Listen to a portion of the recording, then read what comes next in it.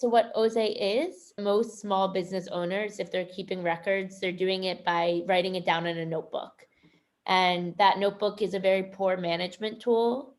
Like the primary reason is people don't know what to do with that data. So they can't use the data they're collecting to make better business decisions. And when it doesn't really have an intrinsic value, then you don't become so good at keeping those records.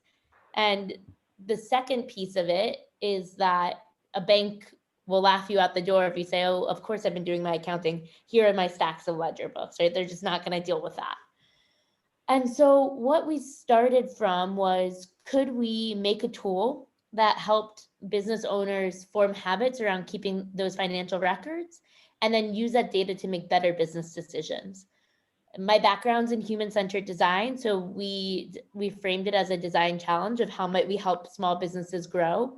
We really wanted to step back and make sure that the lack of accounting, the lack of real-time data was truly the bottleneck and not my like nerdy MIT self being like, what everybody needs is accounting. I mean, there was a lot that came out of that work that we did, but we ended up with a tool to help entrepreneurs form habits around record keeping. And then how do we incentivize them to form those habits? Some of it is by digitizing their operations so they look very professional in front of their stakeholders.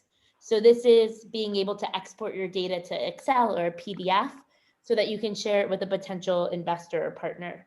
And then some of it is being able to send a digital receipt or an invoice with your logo on it, your address, to help you look like a real business and also help form trust, especially because a big segment of our users are selling via social media.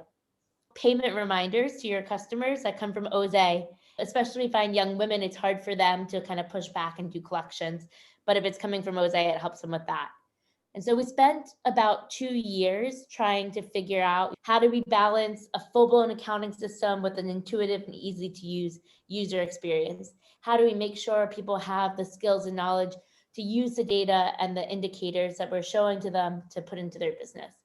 And what we found at the end of 2019 was that 97% of businesses on our platform were growing profitable or both. So obviously this is pre-COVID, but we could see there was at least a really strong correlation between OZE usage and having a better business. It's been part of our vision for a long time, but then COVID hit and we saw a massive drop off. We lost about a third of our monthly active users like that overnight during Ghana's stay-at-home order. And we had customers who had been paying for a year who were obviously not going to pay because they were not making money and their businesses were falling apart. And we said to ourselves, okay, we've been trying to provide access to credit to businesses on our platform. We're doing that through formal financial institutions. It's a long process to sell into banks. Can we just pilot something ourselves? So we took some capital that we had won from a pitch competition, like $5,000, and started lending it out in the midst of Ghana's stay-at-home orders to our customers. And since that initial $5,000, we've been able to turn that into $30,000 of loans in the last year and maintained a 0% default rate. Wow. So I'm pretty, careful by saying like there's correlation between using OZE and having a better business and not causation. Yeah. But in terms of using OZE as a credit risk management tool, correlation is all you need. You don't need causation. Now we're in the midst of implementing contracts with commercial banks so that small business owners can now use OZE to keep better records, use those records to grow their business, and then access capital to accelerate growth.